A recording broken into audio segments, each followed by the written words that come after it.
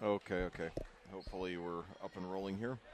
So anyway, we're in the final seconds here of the JV game, and in fact, it just ended. So congratulations to Monrovia. They won the game 54-35. And for those of you who are expecting to watch the JV game, excuse me, the varsity game, we will be with you for that in just a few minutes.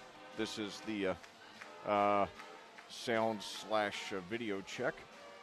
And looking forward to tonight's game. Cascade will enter with the game with a record of 1-2, having won their last game. They split their two games at Covington as part of the annual Covington Classic last Saturday. So anyway, looking forward to tonight's game as always, and hopefully we'll get the second consecutive Cadets win on the season. So they'll even the record at 2-2, and then tomorrow we're going to have a boys-girls varsity doubleheader for you with Brown County. So that's going to be really exciting as well, and so I think that certainly this is likely to end up being a rebuilding year for both the Cascade boys and girls, but. The main thing is we just want to see progress, and of course, any wins that we get are a nice bonus. But the most of all, the important thing is to see growth and improvement from game to game as we develop a lot of these new kids. Some of these, younger players who haven't played a lot of varsity before. I think even more so with the girls because, last year with 7 seniors, there were a lot of younger girls who ordinarily probably would have gotten some good varsity minutes, but didn't because of that. So they're being thrown into the fire now, and but that experience will end up being good for them. And now here come the varsity kids with their candy striped pants, which makes me think of the glory days of IU basketball. I actually I don't know if IU still wears the candy striped pants or not. Certainly I have a lot of great memories of the day when IU basketball was king in this state, and it's been a long time since that was the case, but nevertheless, I got a lot of great memories of it, and, to me, those were the good old days of college basketball, and, I know last night was the debut of the 30 for 30 documentary on ESPN about the last days of Bob Knight at IU. And, I've long had a lot of mixed feelings about that. And I'll probably talk more about that in the broadcast. But, yeah, I've long, had a lot of mixed feelings about that. And Bob Knight is just a person in general who I've had a lot of mixed feelings about him. Although my feelings about him were about 2/3 positive, 1/3 negative. And I think, in a lot of ways, he epitomized what was right about major college athletics, but, obviously just things that I just, couldn't rationalize, that I couldn't condone regardless of how successful he was. And so, anyway, nevertheless, it's always great to, be here at Clayton, and, always great to, whenever we play Monrovia, that's a great rivalry. And starting next school year, it will be a conference rivalry. We've been playing them these last several years in a variety of sports as a non-conference opponent. Next school year, we move to the Indiana Crossroads Conference. So we will be playing them in conference action. And certainly Monrovia, a great athletic program, capped off by that 2015 Class 2A state championship in football. And I guess Monrovia, if their enrollment doesn't increase enough, they might end up being dropped back to Class 2A next season after being in 3A the last 2 seasons. Next school year will be a reclassification year.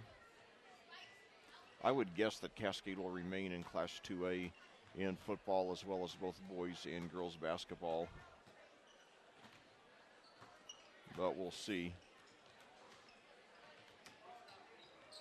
And now I'm doing my Facebook check-in here.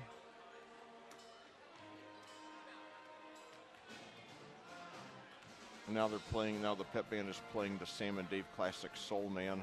I remember my favorite memory of that song is the Blues Brothers performing it on Saturday Night Live, and of course I remember in in the movie The Blues Brothers, which is my favorite comedy movie of all time. Um, the old Jake and Elwood, right after they leave the church, and Jake has that um, epiphany about forming the band back together to raise legitimately raise the $5,000 they need to pay the taxes on their orphanage that they grew up in. They're listening to the best of Sam and Dave, and if I remember correct, I think "Soothe Me" is the name of the song that's playing at first, and then while they're on that police stop, then it goes into "Hold On, I'm Coming." But anyway, that is my favorite comedy movie of all time, and so anyway, let's see. Okay, I'm doing the check-in now. And hopefully this will work.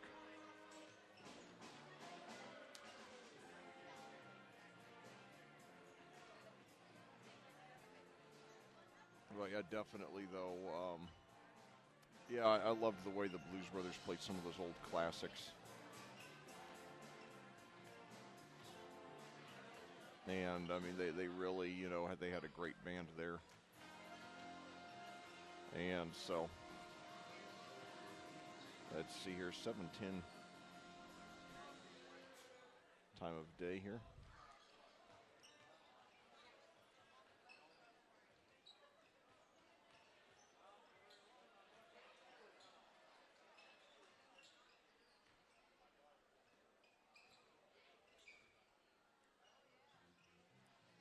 So now, just waiting to hear back to get the confirmation that I'm coming through loud and clear.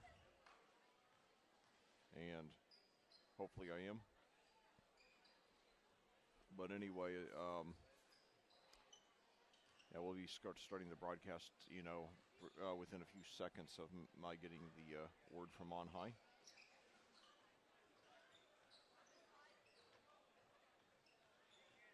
So let's see. Okay, the link worked there on.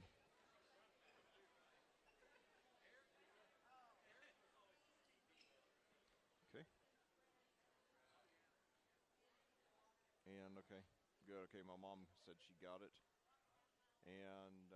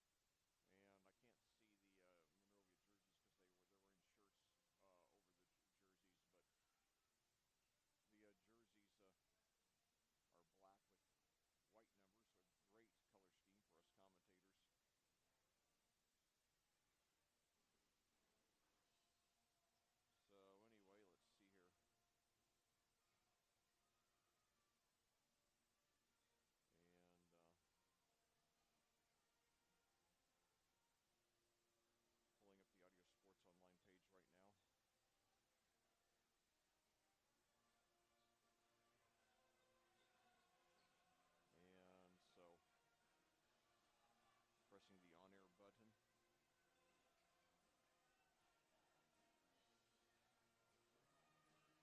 So now let's see.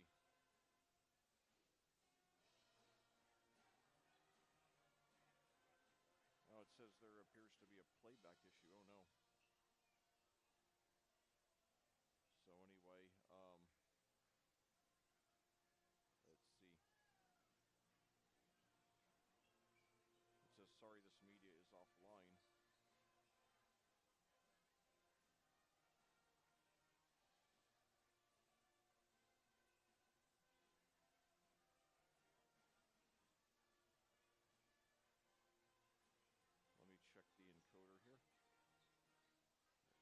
appears to be working. So anyway, let's see.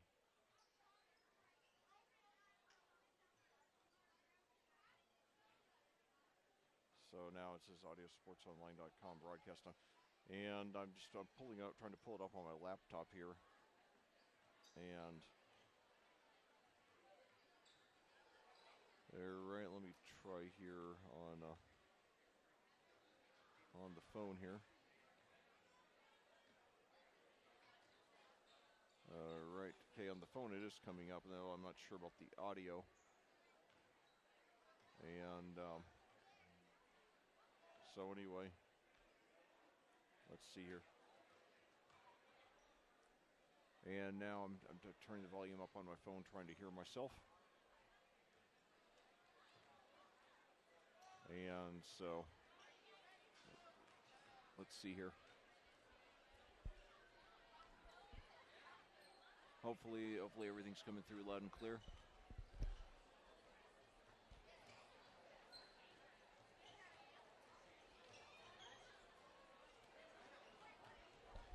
So anyway, all right, I'm hearing I'm hearing myself pretty well on my iPhone, so that's a good sign. So I'll likely go ahead and just start the broadcast.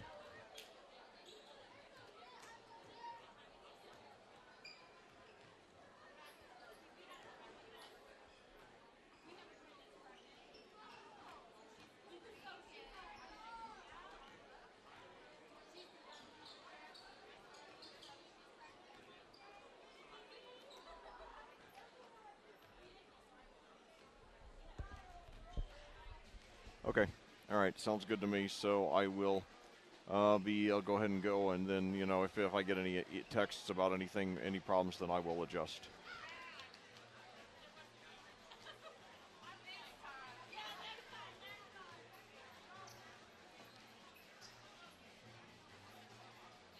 All right. 5, 4, 3, 2, 1, blast off. Hello and welcome to Cascade High School in Clayton, Indiana. My name is Lec Zorn, and I'll be bringing you all the action as your Cascade Cadets challenge the Monrovia Bulldogs in Game 4 of the Indiana High School basketball season. Well, Cascade enters this game with a record of 1-2, but coming off by far its best game of the season.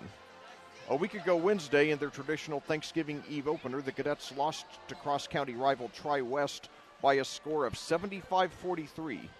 Cascade 6'8 center Benson Walker missed the game due to injury, and 4 Bruins who didn't score a varsity point last season hit double figures as Tri-West broke the game open with a 26-11 margin in the third quarter.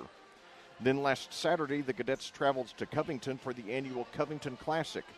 In the morning semifinal game against the host Trojans, who are now the 4th-ranked team in the state in Class 2A, Cascade was little match and lost 72-33. However, the Cadets rebounded in the afternoon third-place game, beating Southmont by a score of 62-29. And what makes the win even more encouraging is that Cascade finished the game strong, which I felt was a very important priority this season after they lost their last 2 games last season because of epic collapses. Against Southmont, the Cadets put the game away by outscoring the Mounties by an extraordinary margin of 21-2 in the fourth quarter. So far this season, Cascade has been led by 6'1 junior guard Mason Tharp with 12 points and 3.5 rebounds a game, followed by 6'8 senior center Benson Walker with 9 points and 4 rebounds a game, 5'8 sophomore Stephen Alderson with 8 points a game, 5'9 sophomore Cole Spencer with 5.5 points a game, and 5'9 senior Bryson Phillips with 2.5 points per game.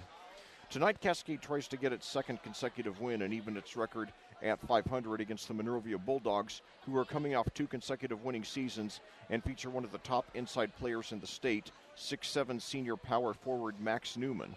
Last season, Newman averaged 18.1 points and 9.8 rebounds per game while shooting 51% from the field. And this year, he'll likely play an even bigger role in Monrovia's offense as the team lost its 3 starting guards to graduation. 6'3 Chase McLeod, who averaged 8.4 points and 4.8 rebounds, along with 6'2 Ben Nagel, who averaged 6.2 points and 6-foot Braden Brantley, who averaged 4.7 points and a team-high 2.7 assists. The only other Bulldog starter to return is 6'3" junior Josh Smith, who averaged 8.1 points and 4 rebounds per game. Now, so far this season, Monrovia has played just one game, a 63-50 win over the Class 1A Eminence Eels, so there's not a whole lot by which to judge Monrovia, but in that game, Newman fell just 1 rebound short of a double-double with 22 points and 9 rebounds, while Smith did get a double-double with 17 points and 12 rebounds. And maybe most encouraging for Monrovia was the emergence of 6'2" senior Caleb Jones, who scored 11 points in his varsity debut. If Jones continues to be a double-figure threat, he will take the pressure off Newman and Smith and also create more opportunities for other teammates to become solid contributors. Cascade's head coach is Chris DuBois, who's 126 and 188 in his 15th season with the Cadets and has won 2 sectionals with the school. Monrovia's head coach is Kyle Swafford, who's 32 and 19 in his 3rd season with the Bulldogs. Well, at this time, we'll take a short break for a few words from our sponsors, and then we'll be back with the opening tip-off. Cascade Monrovia coming at you live next. The Cascade High School Athletic Department simply would not be able to operate without the financial support of our business partners. We would like to recognize and thank them for their generosity. The official health provider to the Cadets, Hendricks Regional Health, Diamond Partners, Bestway Drywall, and North Salem State Bank, Platinum Partners, Allen Irrigation Company, CJ's Pizza, Dunn Insurance Agency, Jill and Ian Bell's ExpertRealtors.net and Global Construction Management, Silver Partners Electric Plus, Bassett Services Heating and Cooling and Clean Sensation Auto Detail, and Bronze Partner Endeavor Communications. Thank you, business partners. Your support of the student athletes of Cascade High School is greatly appreciated. Well, back here at Clayton, we're just a few minutes away from tip-off in this Game 4 of the boys' basketball season. Cascade entering with a record of 1-2 and having won their last game. A 62-29 win over Southmont last Saturday in the 3rd-place game of the Covington Classic. Meanwhile, Monrovia enters the game with a record of 1-0. Their only victory, 63-50 over Eminence. These two teams have had a very competitive rivalry in recent years. They've split their last 8 games and with 3 of them coming in the tournament and Monrovia having a 2-1 edge in those games. Prior to the last 8 games, which like I said have been split evenly between the two teams, Monrovia had a 6-game winning streak in the series. Monrovia has emerged as a very solid, in fact very good athletic department in this decade, particularly in football, in which the Bulldogs went to 3 consecutive semi-states from 2014 to 2016, capped off by winning the Class 2A state championship back in 2015. And they're a team that has tormented Cascade a lot in football. The Cadets have been closing the gap and playing the Bulldogs closer in recent years, but still, have probably another couple of years before to get over the hump. The two schools have been longtime rivals, only separated by about 12 miles or so here in the west suburbs of Indianapolis. However, starting next school year, they will become rivals as Cascade will leave the Western Indiana Conference and join the Indiana Crossroads Conference, in which Monrovia has been competing for the last several years. The athletic director here at Cascade, Scott Stevens, has talked to me about that move and mentioned how moving into the ICC has helped Monrovia take that next step up the ladder, and that he's hoping that Cascade joining will help the Cadets do the same thing. The ICC is a major power conference in the lower to mid divisions, and also it'll give Cascade a lot of exposure in Indianapolis. 5 of the other 7 teams in the ICC are in Marion County, and 3 of them in Indianapolis itself. So now we got the school fight song playing, and this is the first of 3 games, 3 varsity games that will be played here in this gym over the next couple of days. Tomorrow night, we're going to be back with a boys-girls varsity doubleheader. against the Brown County Eagles. It's looks very promising to be a win for both the boys and the girls. Not guaranteed, but certainly looks promising. And we'll be bringing you that one here on audiosportsonline.com. Although hopefully you'll get out here and see the game in person, especially as it's a doubleheader, so you can get a lot of bang for your buck. And especially for the girls who are off to an 0-6 start against a very tough schedule. They're a very young rebuilding team this year, still playing the 3A schedule that Cascade does, despite being a Class 2A team. And last year we started off 0-6 as well, and Brown County was our first win. We improved a lot and ended up 12-13. I don't think we're going to be quite that good this year, but certainly, it'll be good for the girls if they get that monkey up their backs tomorrow. Now that we are, and tomorrow will be the month anniversary of the season starting. They played their first game back on November 1st. Tomorrow will be December the 1st. So, anyway, we've got a decent crowd here tonight. Certainly, I think that the good weather helped. There's not a lot of people who want to stay home tonight. The high temperature here today in Clayton was 49 degrees. That's probably the most we've had in over a week. Right now it is 42 under a cloudy sky. Tomorrow we're supposed to get a high of 58. That'll feel awesome. So anyway, and now at that we will pause for the national anthem.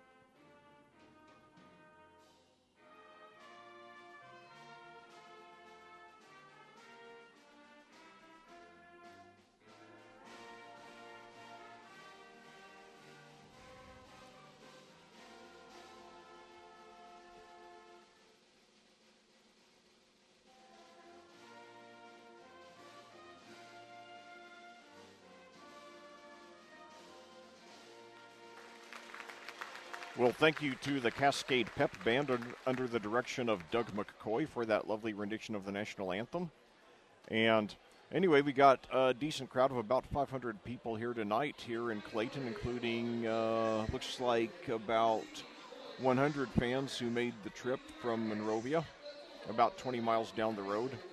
In fact, I actually commentated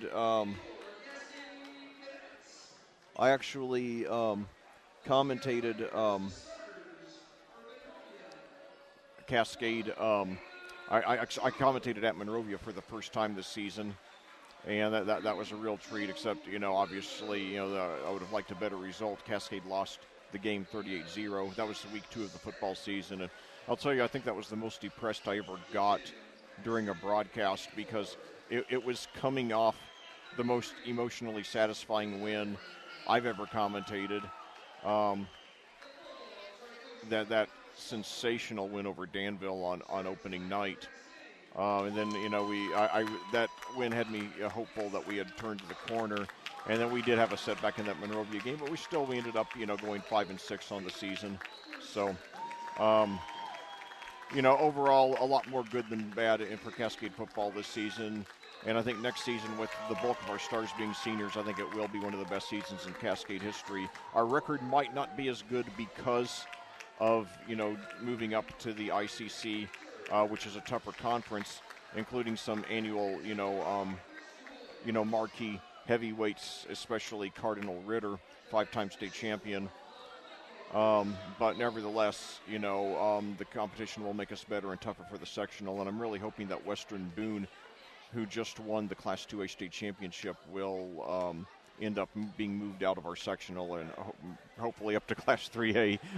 But anyway, now it's set to jump for we've got Max Newman, one of the top inside players in the state, at 6'7", going against a 6'8" Vincent Walker. So for a couple of 2A teams, they got a couple of very tall players. So now tipped over, and it's controlled there by Monrovia. So now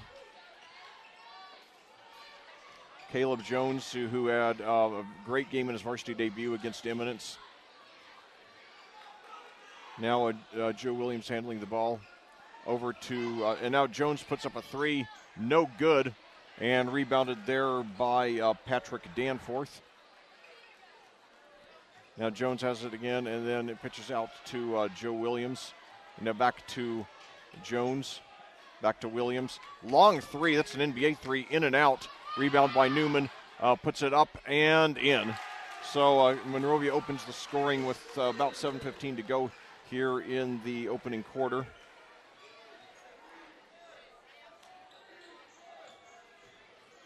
So now at the other end, and we got a foul there. I think it's going to be a reach in. Mason Tharp, who had 22 in the loss to Tri-West on opening night on Thanksgiving Eve. He had just a little over half our points. He got 22. The rest of the team combined for 21.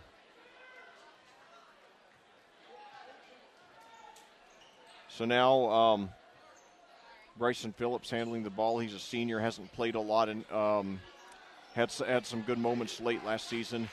Hoping for a banner senior season for this Cascade team. And now long jump shot. Was it 2 or 3? Mason Tharp drained it. They counted it as a 3.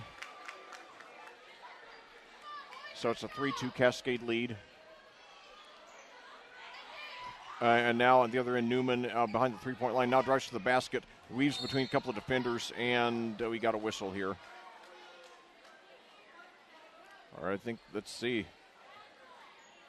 So Newman fouled in the act of shooting. It's going to be on Walker. We got to keep him out of foul trouble.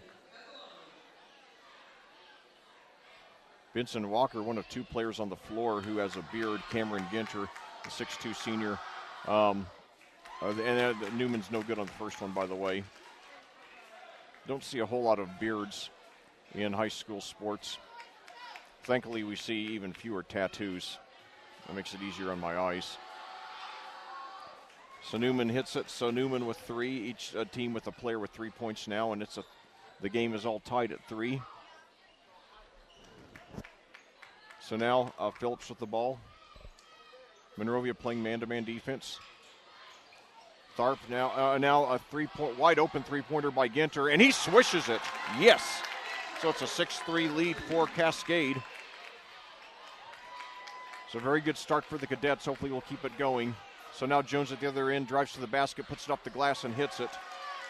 So Caleb Jones, a senior who just made his varsity debut last week against Eminence and made good on it. And now we got now a travel there against Walker. Yeah, Caleb Jones got 11 points in his first varsity game. And you got to give him, credit for persevering, all these years to make it to the varsity. And now, obviously, he wants to have a great senior season. So now drive to the basket by Josh Smith, and they got him for a charge. Yes. So first foul against Monrovia. Cascade with a 6-5 lead here in the early going. Dylan Kottkamp, starting quarterback for the football team, coming into the game.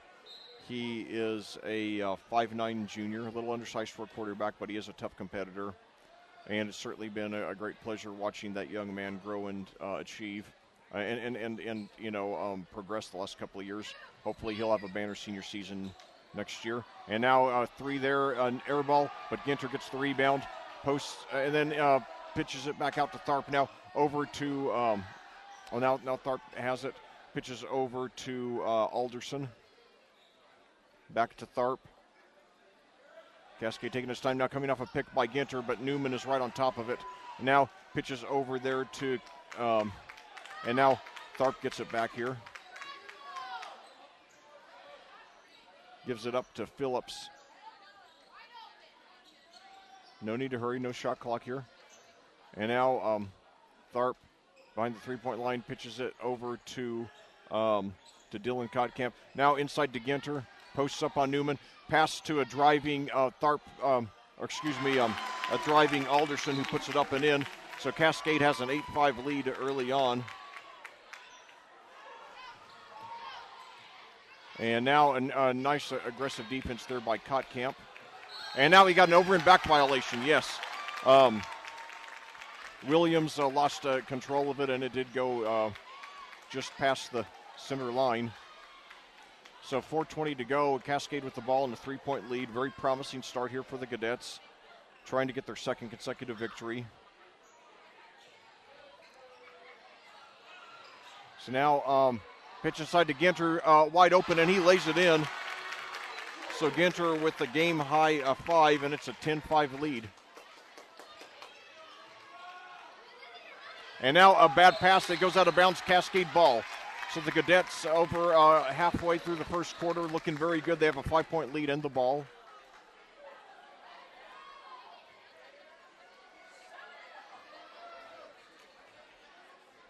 Bryson Phillips brings it up.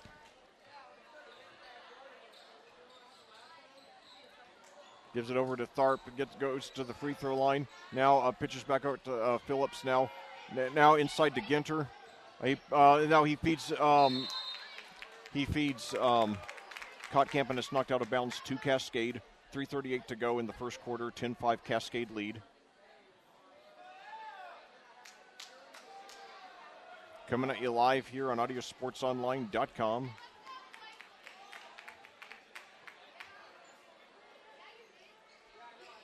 Now inside to Tharp, and a hook shot blocked, and Monrovia comes away with it. Newman takes it down himself, but it's stripped away there by Alderson, and now he takes it down. It's knocked out of bounds to Monrovia with 3:25 to go here in the first quarter.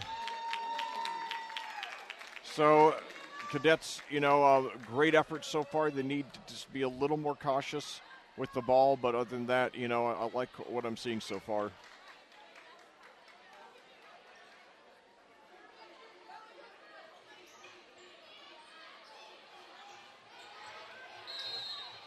And now we've got, they're going to reach in on, it looks like Danforth was fouled. That's going to be on Kotkamp, his first team, second, 2 fouls on each team so far.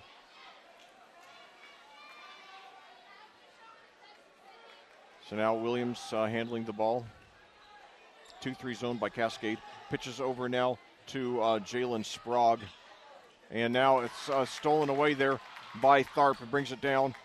And now it's near, but it's stripped away now. Sorry, we got there's students standing up there. So I'm having a very hard time.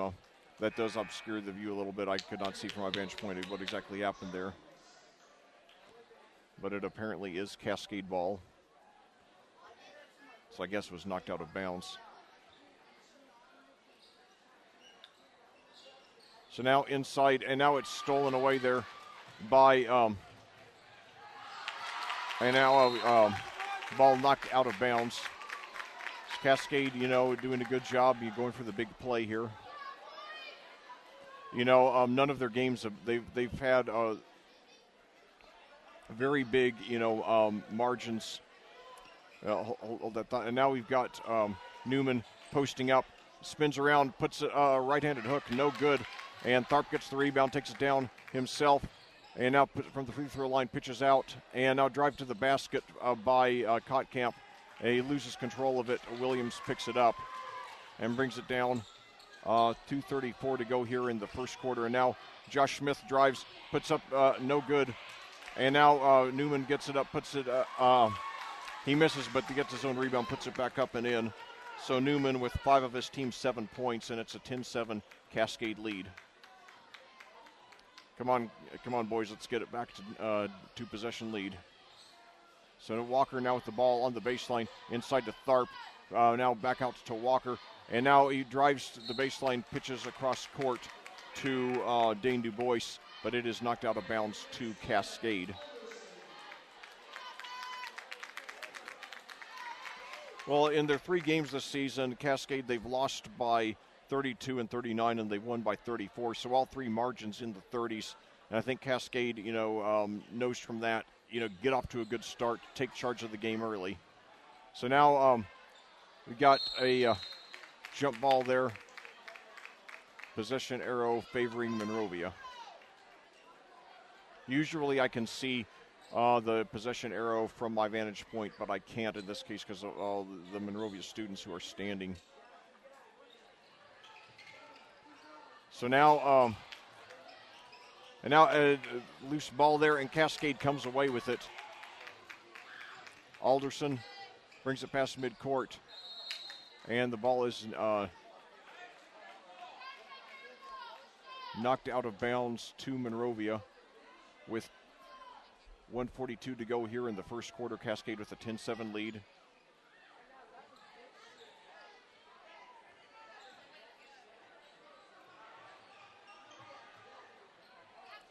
So now Jones drives to the basket and he puts it in.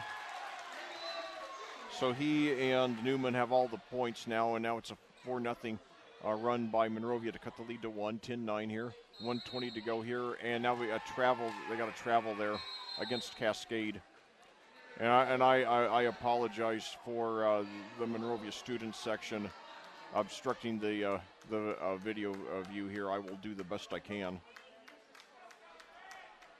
I guess this is a little bit of what it was like to watch a game in the old Boston Garden, which was notorious for its obstructed views. So now inside to Newman, and he lays it up, and he hits it, and he's fouled.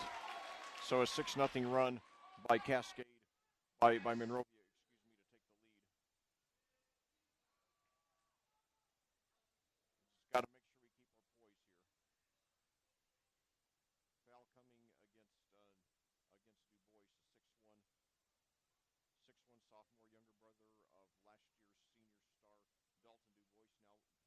And first free throw is no good. So Newman with 7 of his team's points, and Cascade now trailing by 1. And now they got another steal, and another traveling call against, and now Tharp being taken out of the game. So, and that's one thing they got to cut. And now as Newman lays it in, he has 9. And now as Cascade takes a timeout after Monrovia's on an 8-0 run. Only Newman and Jones have scored so far for the Bulldogs. So the game, Cascade only down by 1 possession, but they've let Monrovia score the last 8 points. We've got to counter that. And we got to take care of the ball. We can't, keep having these unforced errors. That's, 2 traveling violations in just a few seconds apart. That's pure fundamentals.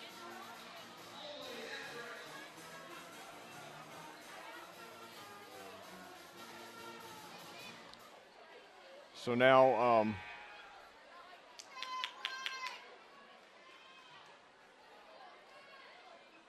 Phillips to inbound for Cascade. Throws in Kottkamp.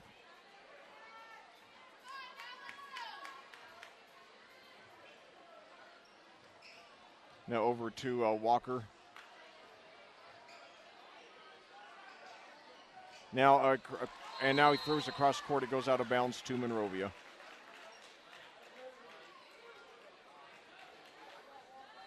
So now we have Andrew Willett bringing it up for Monrovia. Gives it up to Jones, back to Willett. Willett, a 6 foot junior, excuse me.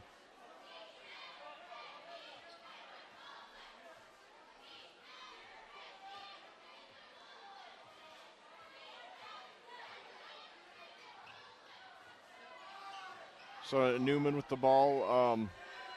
And now Corbin for three. No good. Rebound there by Ginter. And now it's stolen out of his hands. And that's the end of the quarter. So Cascade gets off to a great start. Then lets it slip away, but they're still within striking distance after one quarter of play here at Clayton. Your score, Monrovia 13, Cascade 10. We'll be back after these words from our sponsors on audiosportsonline.com. The Cascade High School Athletic Department simply would not be able to operate without the financial support of our business partners. We would like to recognize and thank them for their generosity. The official health provider to the cadets, Hendricks Regional Health, Diamond Partners, Bestway Drywall, and North Salem State Bank, Platinum Partners, Allen Irrigation Company, CJ's Pizza, Dunn Insurance Agency, Jill and Ian Bell's ExpertRealtors.net, and Global Construction Management, Silver Partners, Electric Plus, Bassett Services Heating and Cooling, and Clean Sensation Auto Detail, and Bronze Partner Endeavor Communications. Thank you, business partners. Your support for the student athletes of Cascade High School is greatly appreciated. Well, back here at Clayton, we're about to start the second quarter of this boys basketball game with your Cascade Cadets trailing the Monrovia Bulldogs by a score of 13-10. It's a game in which Cascade got off to a fast start, had a 10-3 lead before collapsing near the end of the quarter as Monrovia's 6'7" dominating inside player Max Newman really took the game over. Newman has a game-high 9. Caleb Jones has the other 4 points from Monrovia. Meanwhile, for Cascade, Cameron Ginter leads the way with 6, followed by followed by Mason Tharp with 3, and Stephen Alderson with 2. So now we have some people being honored at midcourt. I'm not sure what it's for. I have a very hard time hearing or deciphering the PA guy from my vantage point. So now Monrovia playing very tough defense. Phillips brings it past midcourt here. Cascade trying to break an 8-point scoring drought. They led by 5, now they trail by 3. So now Ginter with the ball. Now inside to, and I think Monrovia just got a little too aggressive, and I think there's going to be a reach in now. I think they reached in on Walker there. It's going to be on Newman. That's his first. Hopefully we'll get him in foul trouble. Now inside to Walker.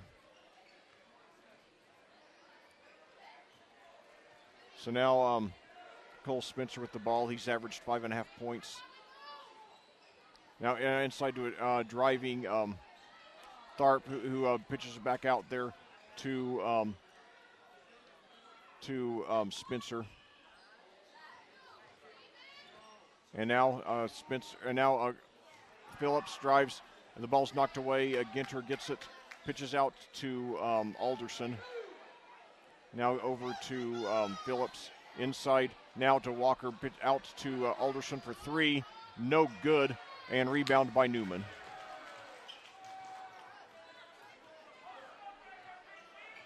So now Willett brings it up for, as Cascade's playing a 2-3 zone. Out to Jones, fakes a 3, drives to the basket. Short baseline jumper, in and out, and Walker the rebound.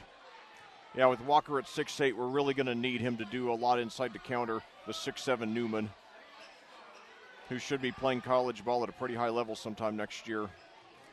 Benson Walker could make a push at a college scholarship, too, with a good senior season. And now Alderson drives up and puts it up and in, cutting the lead to 1 and breaking that 8-0 Monrovia run. Alderson with 4 now. So now Newman with the ball on the three-point line, drives to the lane, and it's stripped away. And however, it goes out of bounds to Monrovia here with 5:03 to go here in the second quarter. Monrovia leading Cascade 13-12. Inside to Newman. Cascade playing a tough defense. Now Cordell McLeod has the ball over to Newman. Free throw line jumper, air ball, and it goes out of bounds to Cascade. So the Cadets will take the lead with a field goal.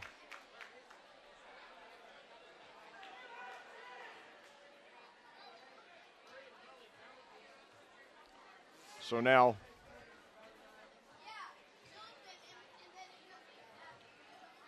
Phillips with the ball.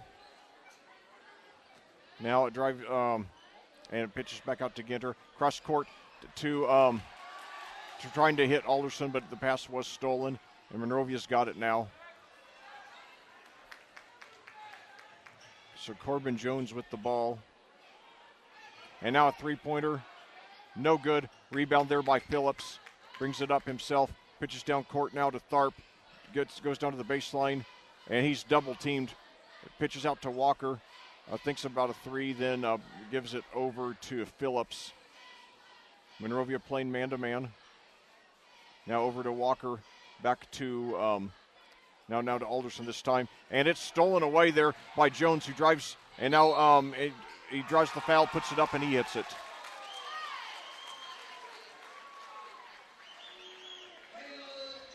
So Caleb Jones with 6. Newman has 9, and that's all the scoring in this game for Monrovia. So bad break for Cascade when we had a chance to take the lead. Now we could go down by 2 possessions if Jones hits this free throw here.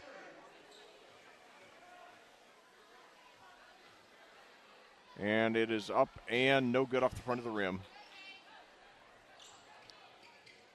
So now at the other end, drive to the basket there, and it is laid up and no good. However, Phillips, had a great look at it. He just, it bounced off the rim and then was no good.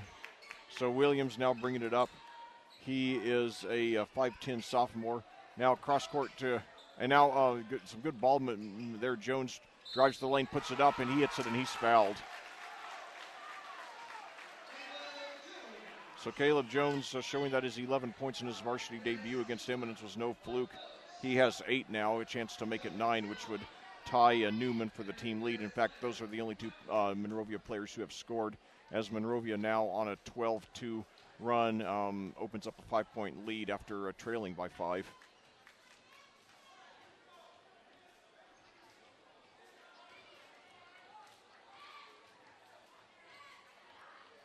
So Jones is good there. He and Newman both have a game-high 9.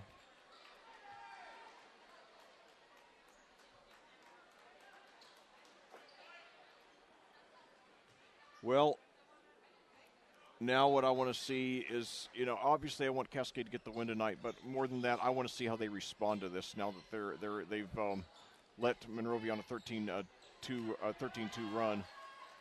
I want to make sure we don't fall in because, we've shown a couple of signs here in the last few minutes that make me fear we're going to. Hopefully we'll get it turned around while there's still time, and now a kicked ball, and it will belong to Monrovia. 7:52 your time of day.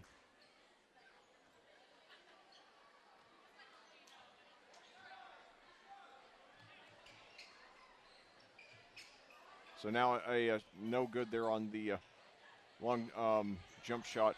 And now nearly stolen there, but Cascade comes away with it. And now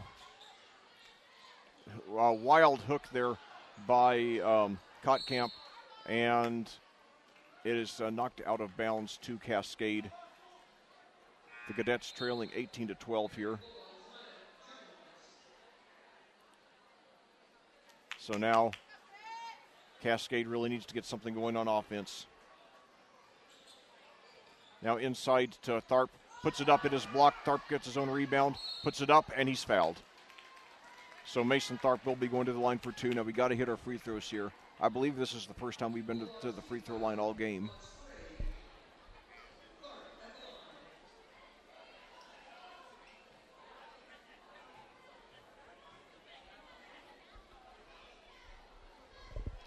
First one, no good. Come on, guys. We've got to hit our free throws if we're going to, if we don't hit our free throws consistently tonight, we're going to have a very hard time winning this one. He does hit the second one. So Tharp with 4 now, and it cuts the lead to 5. And now a good effort there deflecting the down court pass out of bounds. Still belongs to Monrovia, but I like the effort.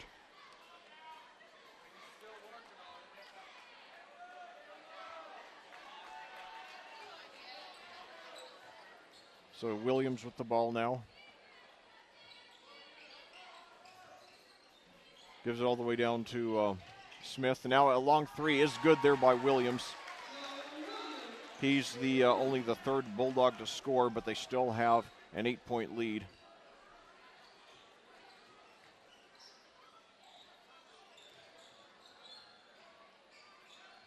So now uncontested three there, no good there by Tharp, and I could not tell who the ball went out of bounds to. I apologize again. This is the first time I ever recall a student section obstructing the view like this.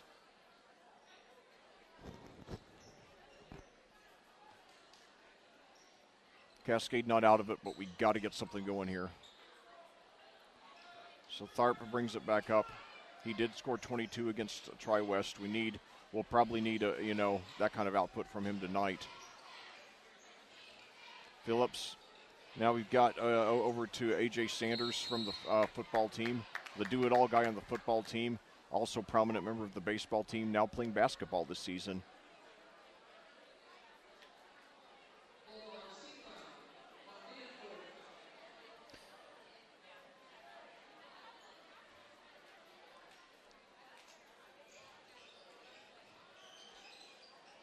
So now, now a near steal there, but it's knocked out of bounds to Cascade.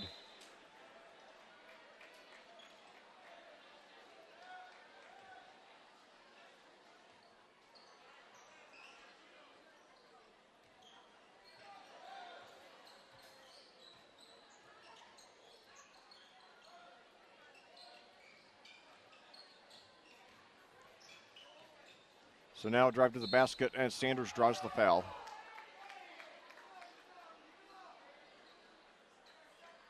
Cascade only 3 points here in the quarter. They've gone cold from the field. Now A.J. Sanders after the foul on Danforth, his second. Team sixth, so one more and we get into the bonus. A.J.'s first free throw is up, no good.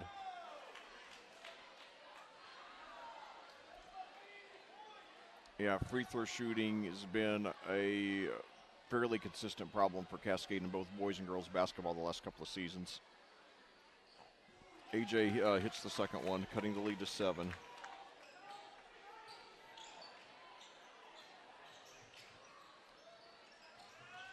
So now, however, Cascade doesn't get back on defense, and Jalen Sprague easily lays it in. I think that is the first time that, and now a steal there, but I think they got a kicked ball. So it will be Cascade ball. Otherwise, it could have been a breakaway score for Monrovia. But I'll tell you, it's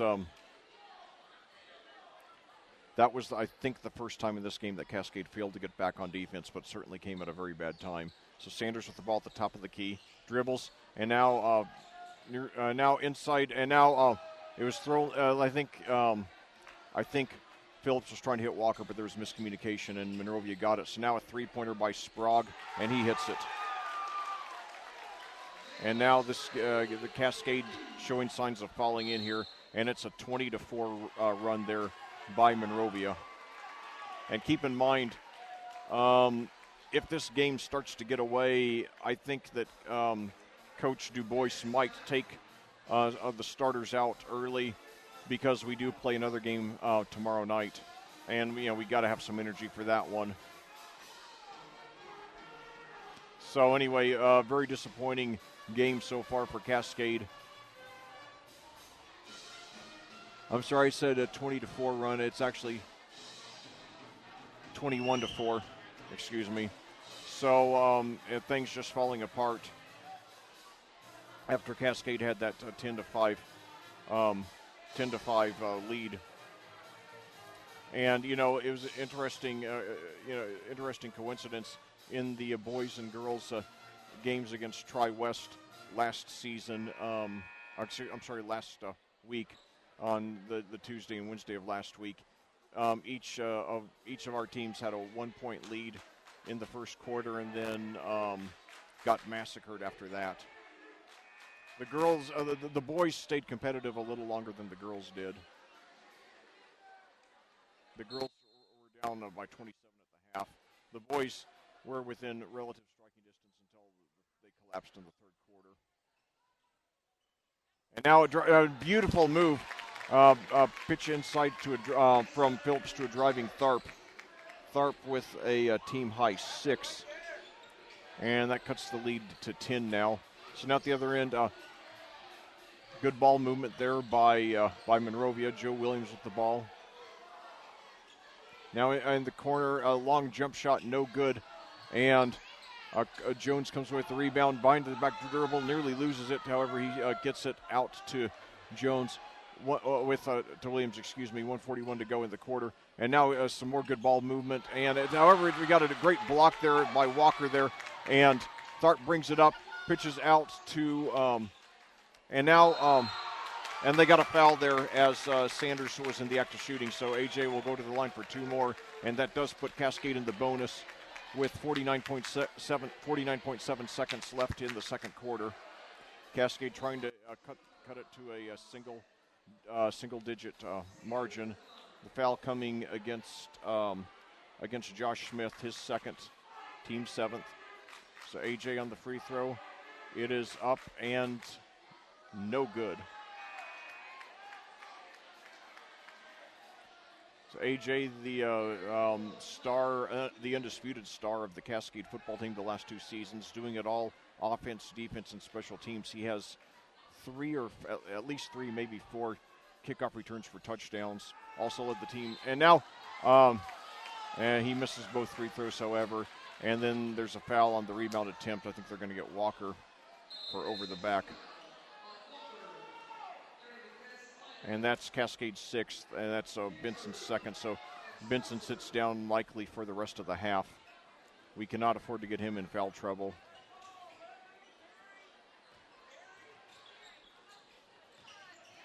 So now Jones with the ball, drives the baseline, pitches back out now to Danforth.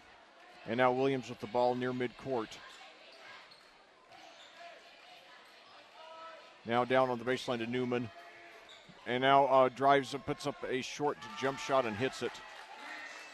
Newman has 11, game high, first double-figure scorer of the game, and it's a 28-16 Monrovia lead. 18 seconds now to go in the half.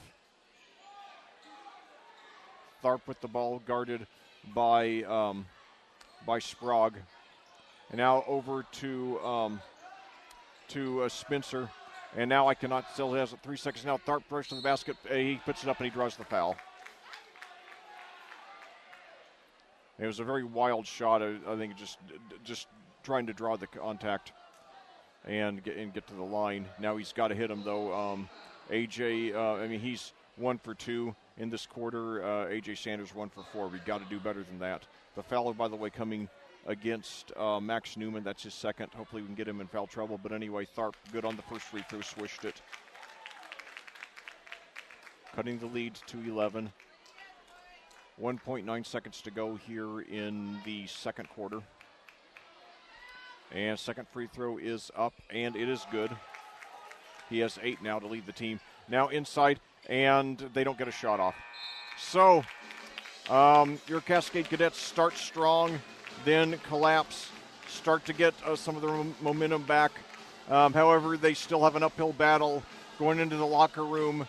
Your score at halftime here at Clayton, Monrovia 28, Cascade 18. We'll be back with the first half recap after these words from our sponsors on audiosportsonline.com. The Cascade High School Athletic Department simply would not be able to operate without the financial support of our business partners. We would like to recognize and thank them for their generosity. The official health provider to the cadets, Hendricks Regional Health, Diamond Partners, Bestway Drywall, and Salem State Bank, and North Salem State Bank, Bestway Drywall, Diamond Partners, Bestway Drywall, and North Salem State Bank, Platinum Partners, Allen Irrigation Company, CJ's Pizza, Dunn Insurance Agency, Jill and Ian Bell's ExpertRealtors.net, and Global Construction Management, Silver Partners Electric Plus, and Bassett Services Heating and Cooling, and Clean Sensation Auto Detail, and Bronze Partner Endeavor Communications. Thank you, business partners. Your support of the student athletes of Cascade High School is greatly appreciated. Well, back here at Clayton, we're at halftime with your Cascade Cadets trailing the Monrovia Bulldogs by a score of 28-18. It's a game in which Cascade started off playing very well. They led 10-5. However, the Bulldogs then went on a 21-4 run, spanning the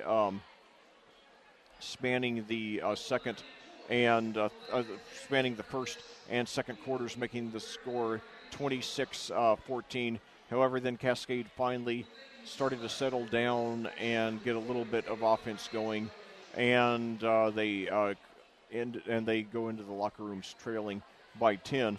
A look at the individual scoring. First of all, for Cascade, Mason Tharp leads the way with 8, and he is followed by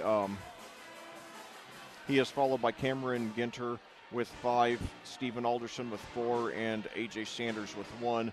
Meanwhile, for Monrovia, no surprise with the leader, Max Newman, one of the top inside players in the state, possible Division I college player. He has 11.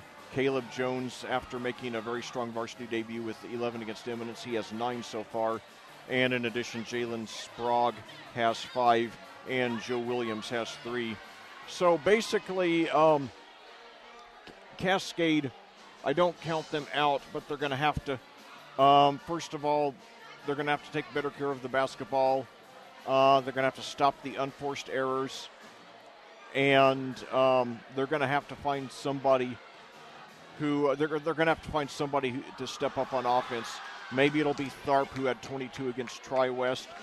I don't think it's going to be Walker at 6'8". I think there are going to be I think Benson is going to have some good offensive games this season, especially against some of the smaller teams who don't have anybody above 6'2" or 6'3". I just don't Walker. I just don't think has enough natural ability to be able to score a lot of points against Newman. So probably it's going to have to be one of our guards really catching fire. But nevertheless, even if we don't win this game, I want us to at least be competitive in the second half.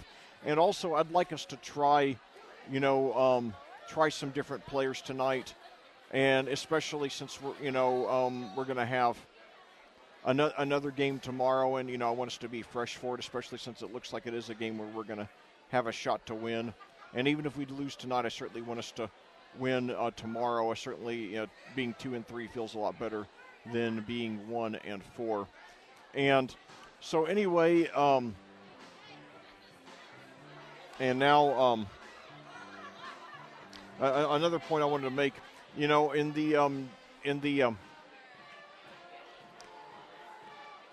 JV game earlier tonight, we played a guy named a junior named Will Lanphier, who's 6'7", and also not only tall but very widely built. And he's someone, I would like him to get some, not just garbage minutes, but some significant minutes in the second half to see how he does against Newman.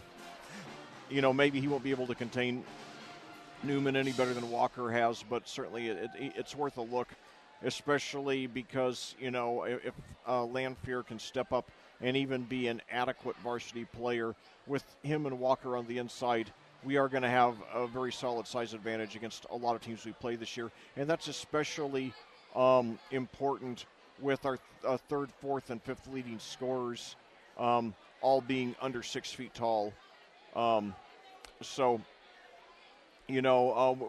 Certainly the lack of size that we have with our guards, if we can make up for that, on the inside, that will help a lot.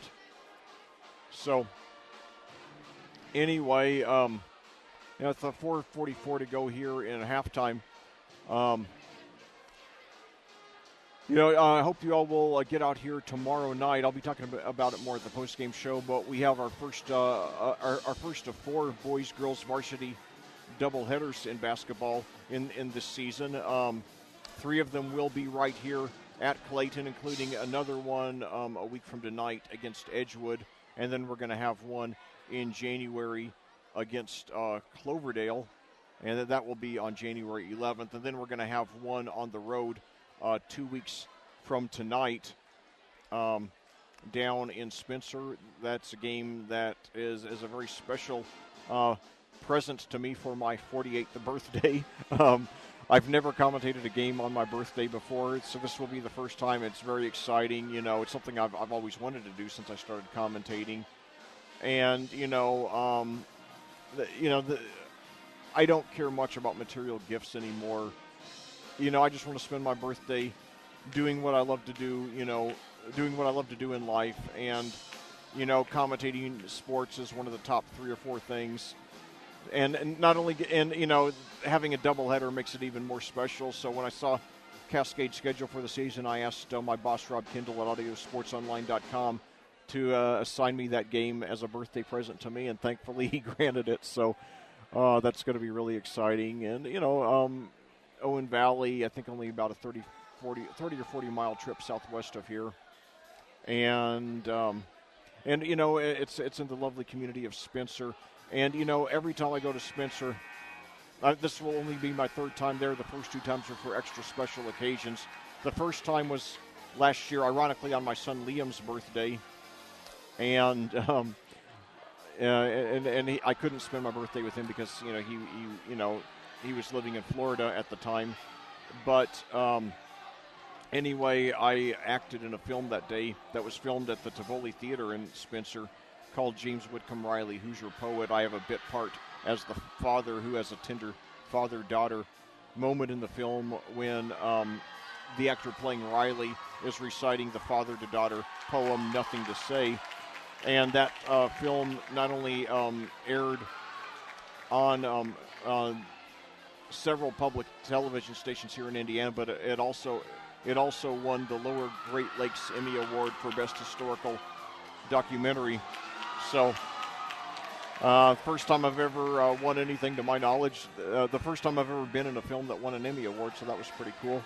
And then the other time was week 6 of last football season. Not the football season we just had, but the 2017 football season, in which we went down to Owen Valley and got a 21-17 win over the Patriots. I remember we scored, I believe, on our first 2 plays from scrimmage in that game, led 21-0, then almost gave the game away, but A.J. Sanders came through with an interception in the final seconds to seal the win. So, certainly it'll be great to get back to Spencer this time for a couple of games. Hopefully we'll get 2 cadet victories that night, but we'll see. Nevertheless, it will be an exciting game, an exciting evening for me. And, certainly will be one of the great birthdays I've ever had. Of course, it won't top the present I got for my 33rd birthday, which was my daughter Aria, who will turn 15 this year on December 14th. And now the team's back out with 52 seconds to go on the halftime clock. And also want to talk a little bit on a sports-related note about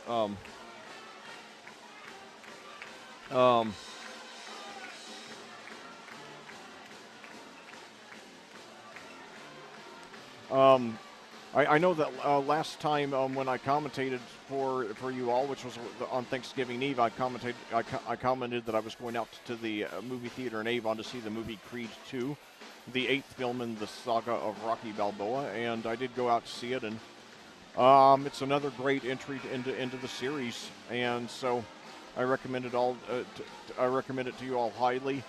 It is at times a very dark and depressing film, even though unlike several of the films in the series, no characters die, nor are the deaths of any characters established. We had Mickey die in 3, in Rocky 3, Apollo die in Rocky 4, and then in Rocky Balboa it was established that Adrian had died, and then in the original Creed it was established that Paulie had died.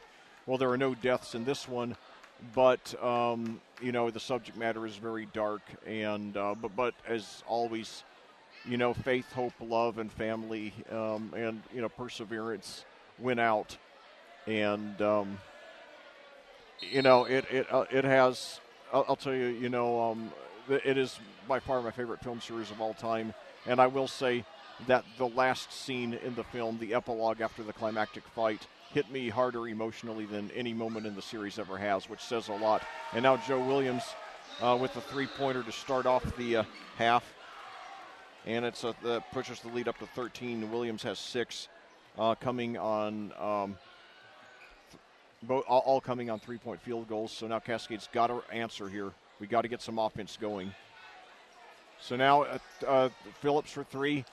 No good off the back of the rim. The rebound goes straight to Danforth, who brings it up. Now Monrovia. Now Williams with another 3, and he hits that one. So he might need to get a timeout here. Williams with 9, second on the team. And so now all of a sudden in less than a minute into the half, the 10-point deficit is pushed up to 16, a game high. We're in danger of falling in here. So now Phillips drives to the basket, gives it up to Walker, who he should have had an easy lay-in, but he missed it. Sums up the way things are going for Cascade tonight after that 10-5 start. So now Newman there at the baseline pitches out to Williams. Another 3. Oh, my God. This is like Reggie Miller at Madison Square Garden. So Joe Williams with he hits 3 shots from three-point range in the first minute 20, pushing the lead from 10 to 19, and we are in trouble. And now all of a sudden Williams with a game high. He's overtaken Newman for the game high. So this is very concerning here. Now all of a sudden, I thought we had a fighting chance to win. Now all of a sudden that's slipping away. Joe Williams only scored 4 points in the opener. He is a 5'10" sophomore. Scored 4 points against Eminence. He did have a team high 5 assists, as well as 4 rebounds. 4 rebounds being pretty darn good for 5'10", which is my height. He was 2 for 6 from the field in that game, by the way. And he was 0 for 4 on 3-pointers. He hit both of his 2-point attempts that night. So maybe, last game it was Caleb Jones who emerged as a very good player for Monrovia. Tonight it's Joe Williams. 37-18 your score. Monrovia now on a 32-8 run since Cascade had its 10-5 lead. So now Ginter over to Phillips. Over to Ginter in the left corner now. Back out to Tharp. Now over to Alderson finds Ginter open for a baseline jumper. No good off the rim, and we got a whistle here. It is going to be against Monrovia. It's on Newman. That's his 3rd. Will he sit down? I don't think we have much chance to win with him in the game. And now inside to Walker, posts up, and drives, puts it up, and it is blocked away there by Josh Smith, who himself at 6'7" has a lot of size. Now baseline jumper on the other side is good there. That was Caleb Jones again. He has 11, so we have 3 double-figure scores now for Monrovia. And now wide open 3 by Ginter, and he hits it. First points of the half for Cascade. He has a team high, tying 8. 40-21 now.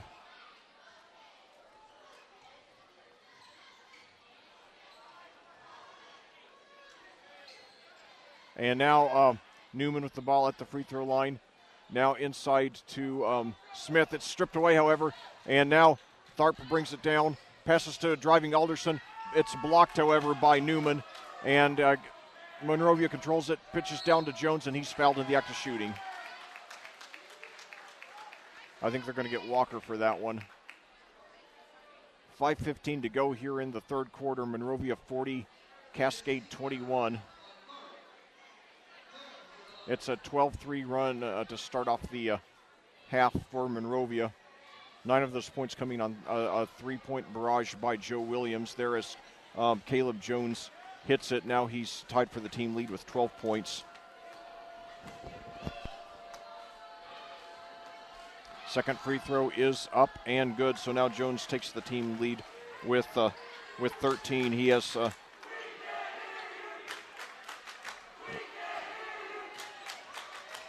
He has 13. Williams has 12, and Newman has 11. So now through the hands of Alderson, knocked out of bounds. No, saved from out of bounds by Smith, who pitches down to a driving Newman, who misses the layup. And now on the putback, we got a foul there in the act of shooting. So Danforth will be going to the line. The foul will be against Ginter. That is his first, team second. Coming with 4:50 to go here in the third quarter. First free throw, no good, off the front of the rim by Danforth. He still is scoreless tonight. Monrovia now with exactly twice as many points as Cascade has, 42-21. So finally, Danforth gets his first point there on that free throw, and it's 43-21 now. Tharp with the ball now. Inside the lane, pitches over to Walker at the baseline. Posts up on Newman, puts it up, no good. Air ball, in fact. Caleb Jones gets the rebound, brings it down himself. Now he thinks about a three. He was wide open, but he pitches out to Joe Williams. And now we got to reach in there.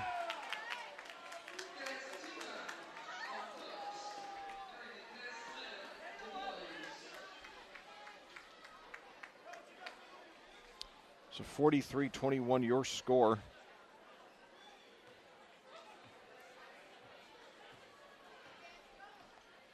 Newman with the ball now.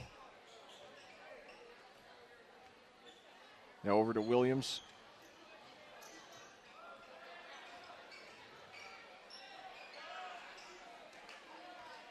Now Newman drives it into and now it's a jump ball there. Nice effort there by Ginter to get the steal. 4:06 to go here in the third quarter, nearly 5/8 of the way through this game.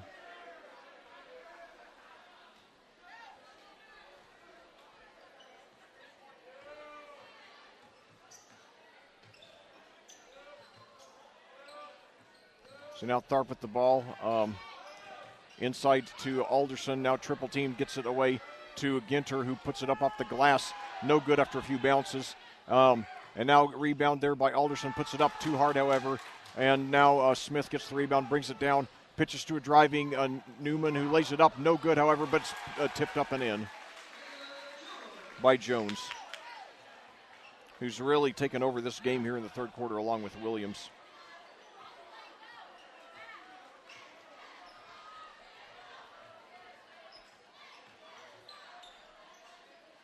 So now Ginter with the ball in the corner, pitches inside now, and now a turnaround jumper blocked there, and now leaving Jones open, and now he dunks it. That was Smith, Josh Smith with his first points of the game, and we got a timeout there as Cascade now falling in with 3:02 to go here in the third quarter. Very disappointing collapse here. It's a 42-11 run since Cascade had that 10-5 lead. And, with us playing tomorrow, I'm fine with us resting the starters the entire fourth quarter. We got to save something in the tank for tomorrow, and we've got a lot of guys on the team that I think it would be helpful to get a good look at, guys who haven't had a lot of varsity experience yet. So very, very, very disappointing turn of events here for Cascade.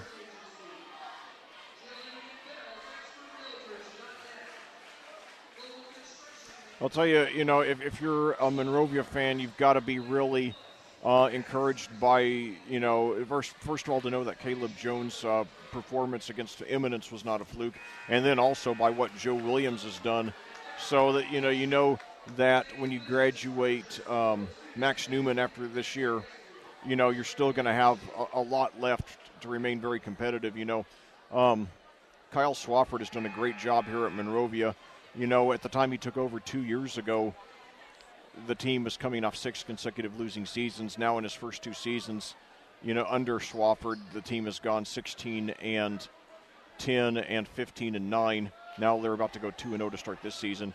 Both of his first 2 seasons, they very well might have won the sectional, but they ran into that brick wall known as Cloverdale. who, hasn't won a lot of sectionals traditionally, but they won the last 4 years with the dynamic scoring duo of Jalen Moore and Cooper Neese. So now Newman brings it down, puts it up and in. He has 13 now. And it's a 49-21 lead. Now Ginter wide open for three. He does hit it. And he has a team-high 11, becoming Cascade's first double-figure scorer. Ginter has 9 of his 11 points on threes. Now Jones brings it up now.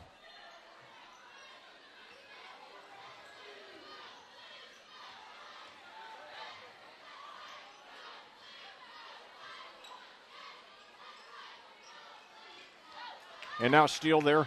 And now good job getting back by Cascade, but a three-pointer there by Phillips, no good.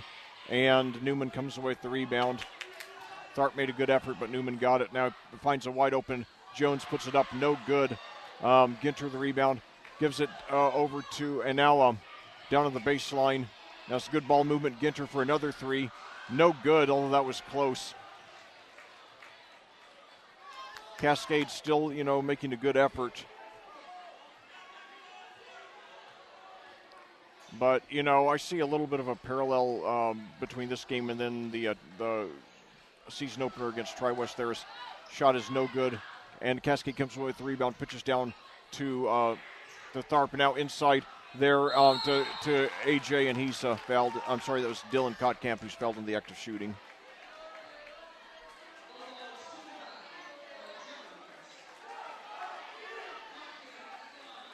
So Dylan Kotkamp going to the free throw line now, trying to get his first points of the game. It's up, no good off the back of the rim. I understand that a few missed free throws isn't going to make much difference now with the 25-point deficit and just a little over a quarter to play, but still I want us to get in the habit of making the free throws. Good habits are invaluable. That one no good off the front of the rim. And now pass down court. However, Cascade, comes away with it. And now a bad pass, though, and Newman fouled in the act of shooting by Kotkamp with a minute to go in the third quarter. Monrovia leading 49-24.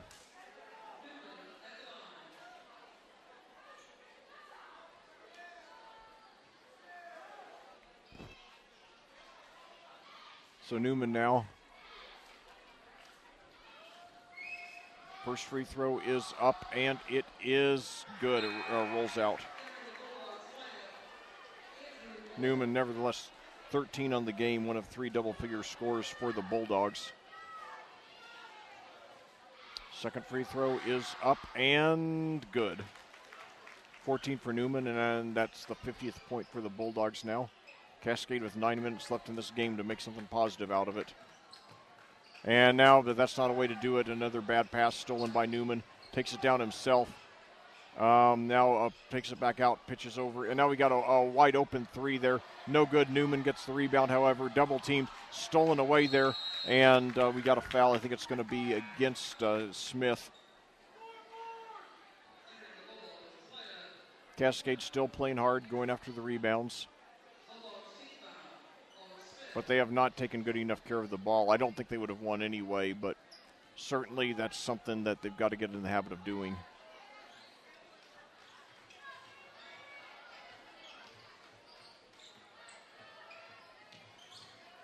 And now steal there. Pitch down court to Newman, and he dunks it. Second dunk of the game for the Bulldogs, 16 now. And it's a 28-point lead, 16 for Newman, tying for the team lead with Jones.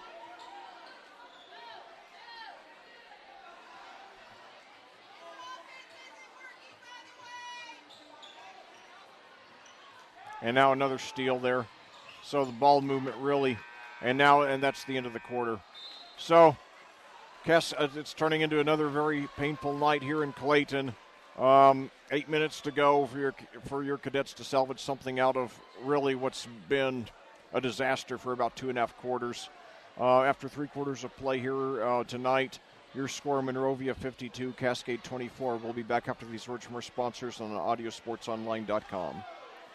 The Cascade High School Athletic Department simply would not be able to operate without the financial support of our business partners. We would like to recognize and thank them for their generosity.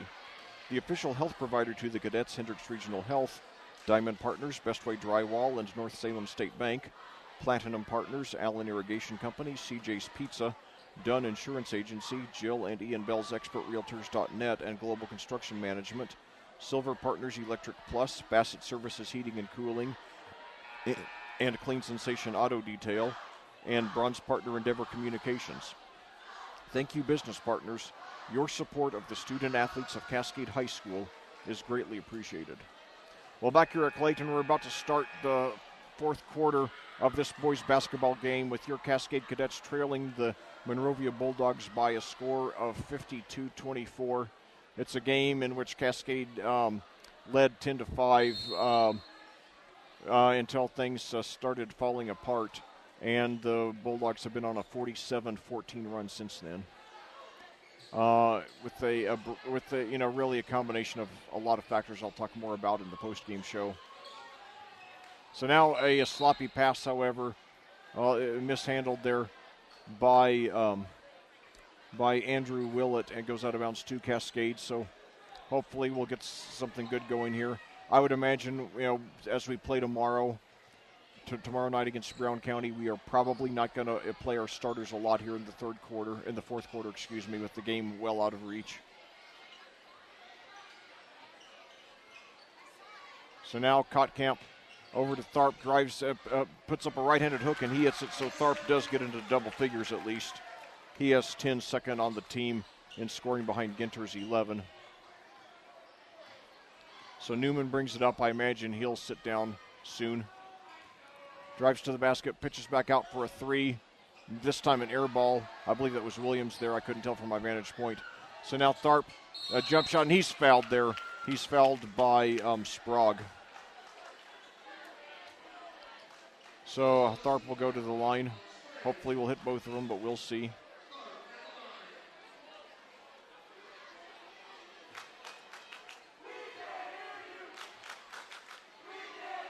First free throw is up and good. Tell you, Monrovia really they're having a lot of space between their early games. That their first game was on Thanksgiving Eve, that win over Eminence, and then they're off tonight for another week until they go into Marion County to play Speedway, the Sparkplugs. So Tharp at least does hit them both, and now he overtakes Ginter for the team lead. Tharp with 12 now. Nearly half of our points. He had a little over half of our points, 22 of 43 against Tri-West in the home opener. And now we got a whistle here. It's going to be on Walker. That's his third, but that's not much of an issue now. And now, however, Cascade gets the ball on the tip, and Tharp puts it up. It's blocked, however, by Smith. Tharp gets his own rebound, pitches inside to, who was that? He hit it. That was Spencer with his first points. So now all of a sudden Cascade on a nice 6-0 run to start off the quarter, but now it's answered there by Max Newman, who hits it, and he's fouled in the act of shooting. So Newman with a game high 19 now. His free throw is up, and it is no good off the back of the rim. Cascade controls the rebound. And now they find wide open Spencer. One of the few times, maybe the first time all game, that Monrovia failed to get back on defense. Spencer was wide open, so nice 8-2 run to start off the half. And now no good there by Newman, and Cascade comes with the rebound, pitches down court now. 2-on-1 fast break, and it's laid up and no good. And Jones comes away with the rebound. Still, I like the effort that Cascade's showing, even with the game well out of reach. Williams with the ball, brings it past midcourt now. Jones now over to Smith. Now inside to Newman, posts up, and he's fouled.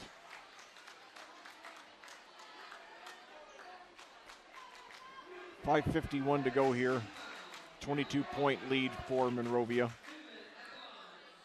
Monrovia will rise to 2-0 on this season. Cascade will drop to 1-3. They do return to action tomorrow against Brown County. Newman good on the free throw. He has 19 now.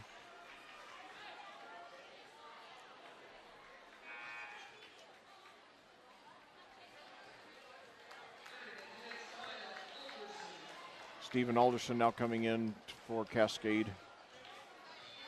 Vincent Walker sitting down probably for the last time tonight. Newman no good on the free throw. So Cascade now looking better on offense in this half. And keep in mind, Monrovia does have a lot of its starters in. And now Alderson there over to Kottkamp. Nice pass there. And now we have, I believe it was, Sanders was hit in the act of shooting, so he will be, well, not punched, but you know what I mean. I just wanted to make that clear.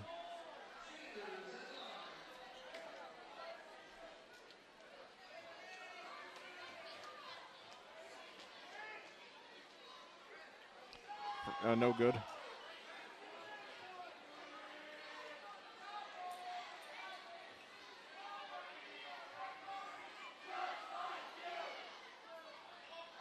And now he missed them both. And that, I know AJ, and now he commits the foul on Williams. He fouls Williams. I'm sorry, it was Kottkamp who committed the foul. I understand AJ's, less accomplished in basketball than in football and baseball, but we've just got to get in the habit of hitting our free throws. That's not, that's not going to cost us this game, but that it could cost us a lot of games this season.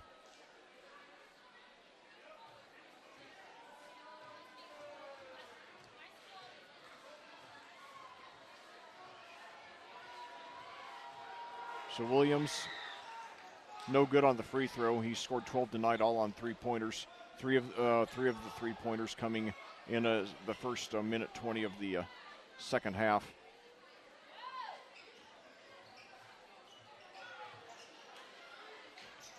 So now inside there to Alderson. Fakes it, then puts it up. It's blocked there by Smith.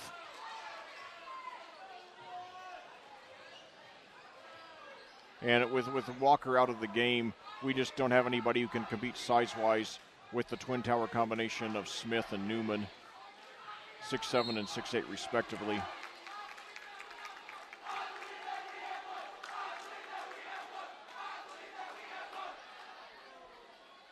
Well, for such a small community, a community of only a couple of thousand people, Monrovia sure grows a lot of athletic talent, both football and basketball.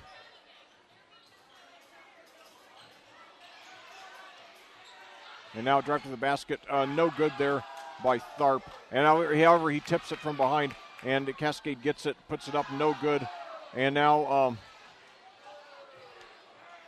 Williams will bring it up for the Bulldogs. 4:27 to go now.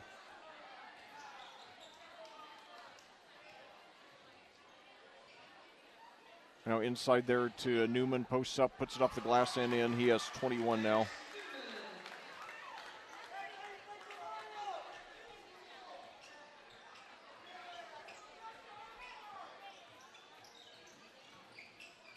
So now Alderson with the ball, puts it up, no good. Rebound by Sanders, pitches back out to Tharp. Now over to Phillips, thinks about a three, then gives it up over to Du Bois. Now over to, back to Phillips. Over to Du Bois, drives, puts it up off the glass, no good. Rebound by Smith, pitches down court to a driving Jones, who lays it up. He hits it and he's fouled. Jones with 18 now.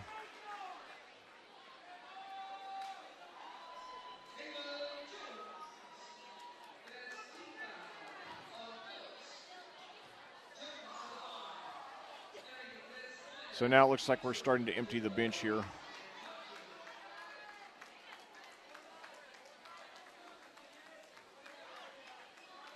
So Jones will go to the line at a 27-point lead for Monrovia. 3:37 to go. 8:38 your time of day. He hits it, completing the three-point play. Jones with 19 now. 60-32 your score. Cascade at least has held even in this quarter. Monrovia takes a timeout now. Well, this is a game in which obviously, we have, there are a lot of lessons we can learn from it, but, got to, focus first and foremost on, Brown County, our opponent tomorrow. And obviously we don't want to repeat the mistakes we made tonight, but then next week in practice, fortunately after tomorrow night, we're going to have 6 days until our next game. That'll be Edgewood next Friday as part of the boys-girls doubleheader. And then, and I really hope we win that one easily, because we're going to have Danville the next day, which is always a tough opponent. A team that we've lost, I think, 21 consecutive games to. I'll have to check the exact figure on that.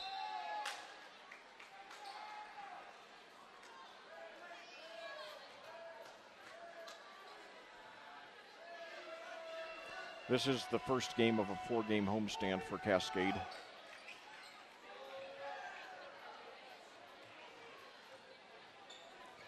So now,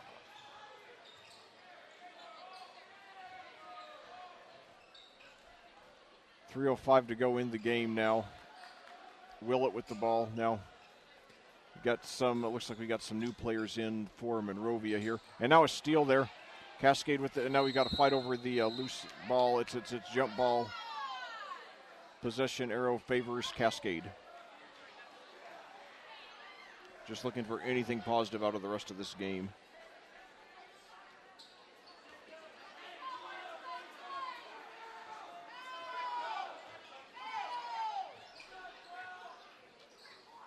And now a drive to the basket, and now Kottkamp is fouled. Well, yeah, two of the great sports figures that Monrovia has produced are the man who I consider to be the most underrated basketball person in Indiana history, Branch McCracken, who was the IU head coach. He coached IU to the 1940 and 1953 national championships. A legend in the state, much overshadowed by Bob Knight. And now drive to the basket, and I would venture to say that, 80+%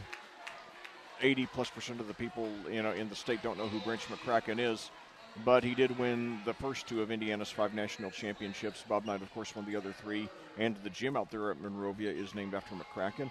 And also in football, John Sandiford, former Purdue and Indianapolis Colts wide receiver, a member of the 2006 he was, I guess he counts as a member of the team. He was on the practice squad when we won the Super Bowl there in the 2006 season. Adam Vinatieri being the only Colts player remaining from that team. In fact, big congratulations to Adam for recently becoming the NFL's all-time leading scorer, breaking former Ben Davis star Morton Anderson. So it's cool that the 2 leading scorers in NFL history both have ties to Indianapolis. So now, nice turnaround left-handed hook there by 6'4" senior Ben Gaston with his first points. And it's a 30-point game-high margin of lead for Monrovia. And now, I don't think we have any starters in the game. Now, jump shot there by Sanders is good. His first field goal, he has 3.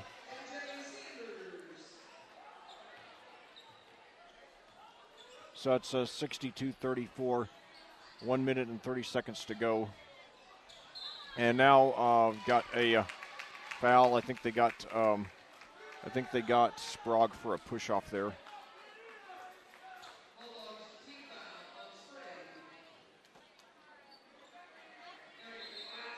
So 1:27 to go in the game, and now we got more substitutions.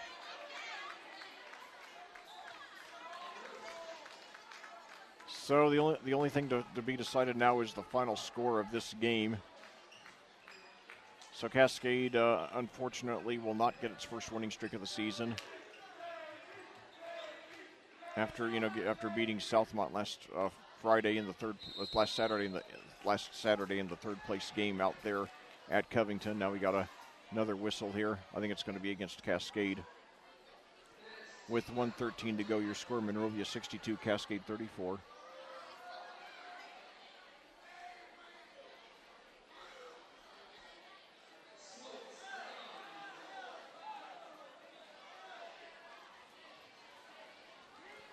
So now, let's see.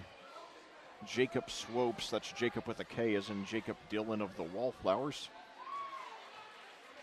Swopes hits the first one.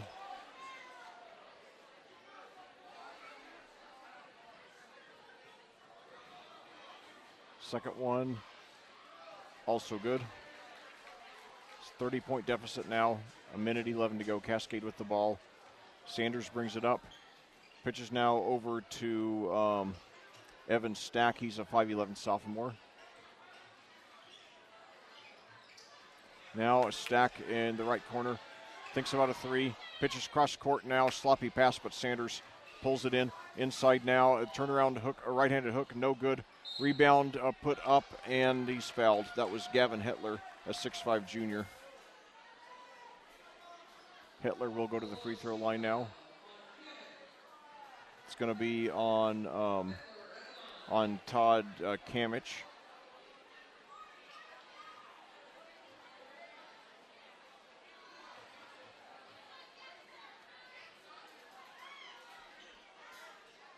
No good off the back of the rim.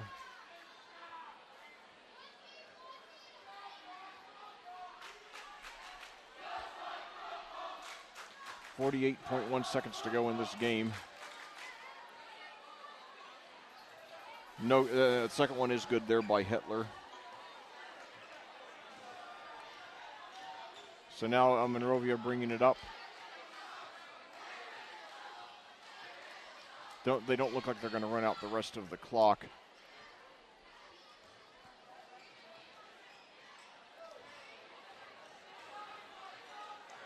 Nice dribbling there by Willett there. 24 seconds left. Well, maybe they will run it out after all.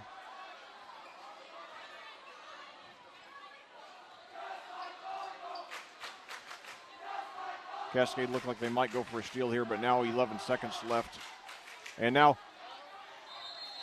there's a whistle here. And again, because of the Monrovia student section, which is thinned out a little bit, but it's still pretty significant, I'm just not able to see some things that happen, on that section of the court, unfortunately, and I do apologize for that. 7.3 seconds to go, and the ball will be inbounded to Monrovia, and it looks like they're just going to let it run out.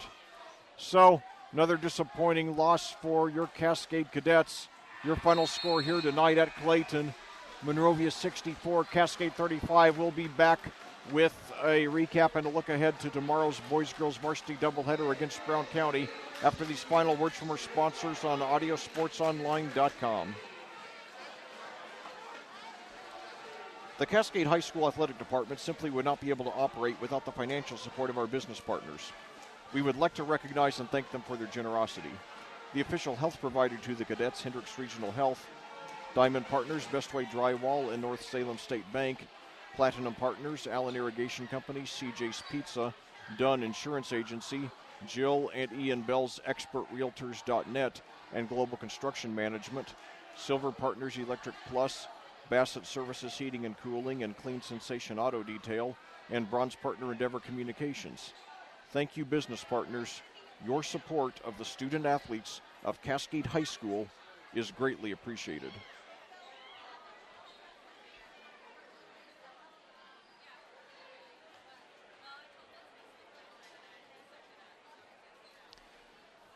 Well, back here at Clayton for a final time tonight, where your Cascade Cadets have lost to the Monrovia Bulldogs by a score of 64-35. It's a game in which Cascade actually led 10-5 about midway through the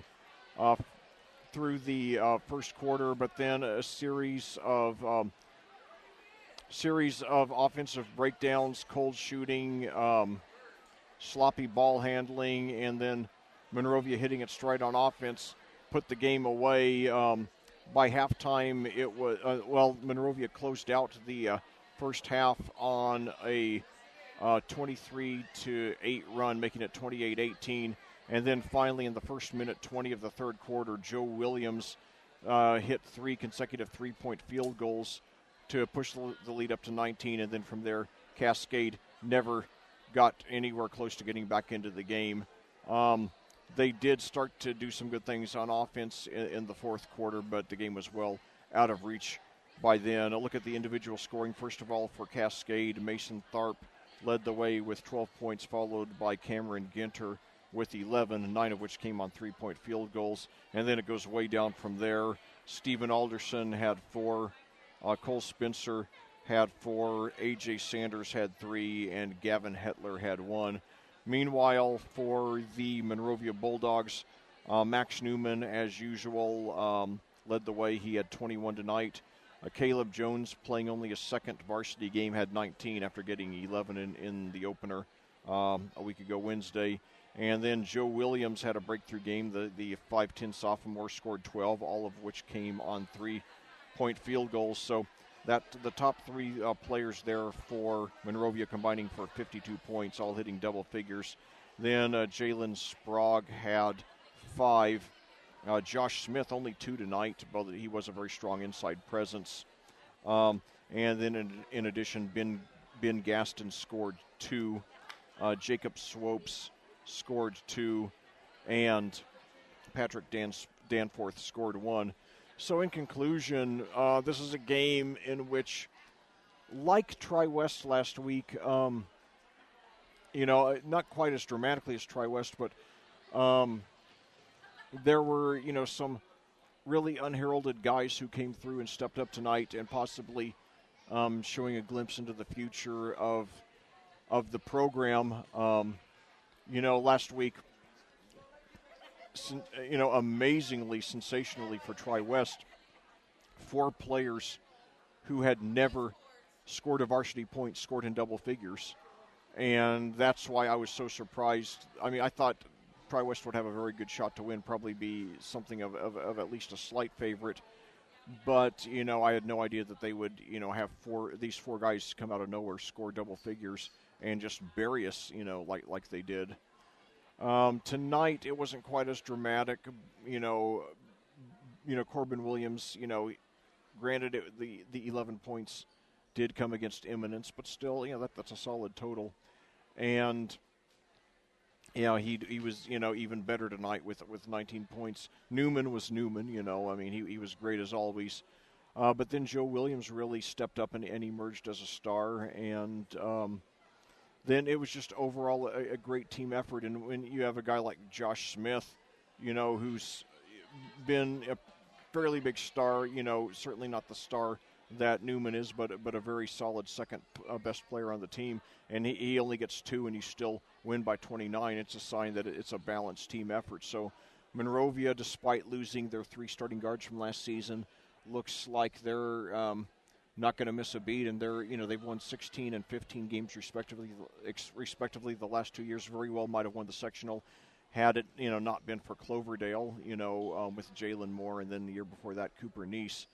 So maybe Monrovia is the team to beat in our sectional this season. We've got a lot of basketball left to play, and certainly beating Eminence and Cascade, doesn't prove that you're a great team, but certainly based on what we've seen so far and, the way that Kyle Swafford has just turned this program around, the 16 and 15 wins came, immediately when he took over after 6 consecutive losing seasons for the program. So, Monrovia's just shown that they have a great overall athletic department. Obviously, the football championship in the football state championship in 2015, another example. And like I said earlier in the broadcast, Scott Stevens, the athletic director here at Cascade, mentioned how it was when Monrovia joined the Indiana Crossroads Conference, they started to move up in sports, to the next level, and Cascade joins the conference next season, and hopefully history will repeat itself for the Cadets.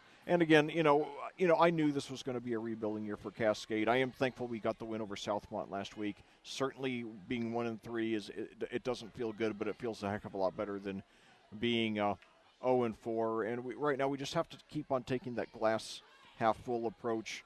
And also I failed to mention, two of our players are expected to miss the entire season.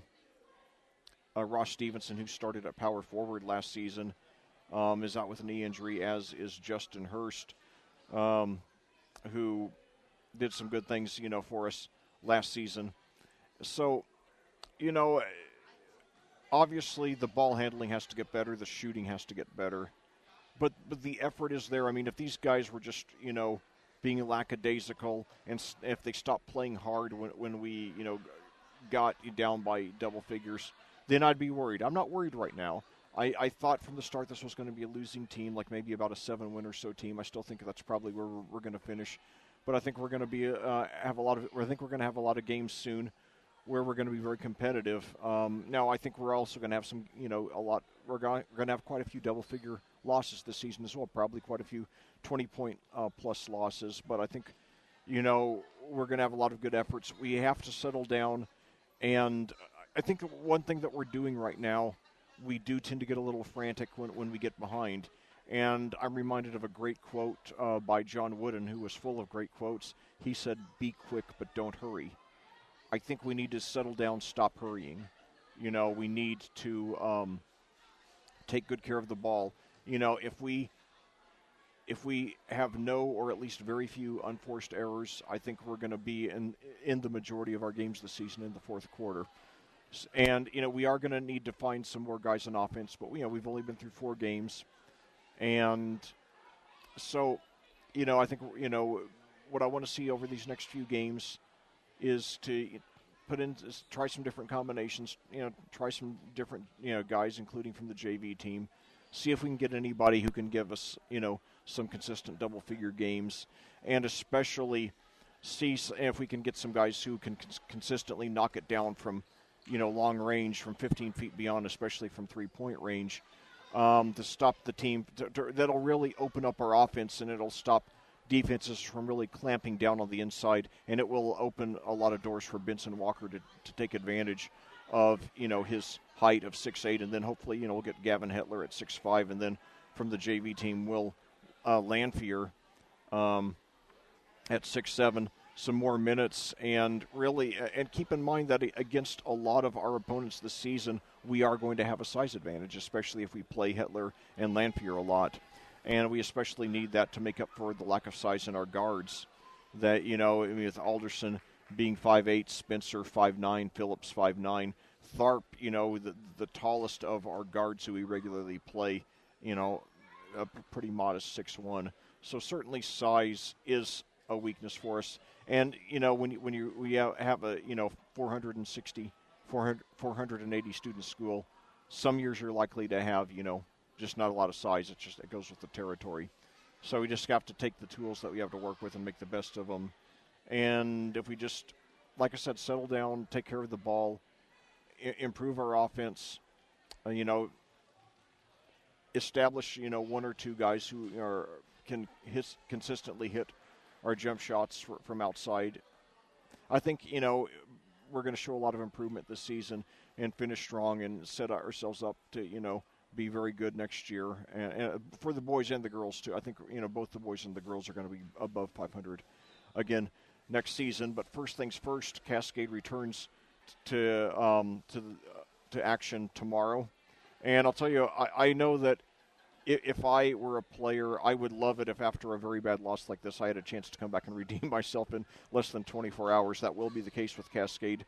Tomorrow we play against the Brown County Eagles as part of a boys-girls varsity doubleheader.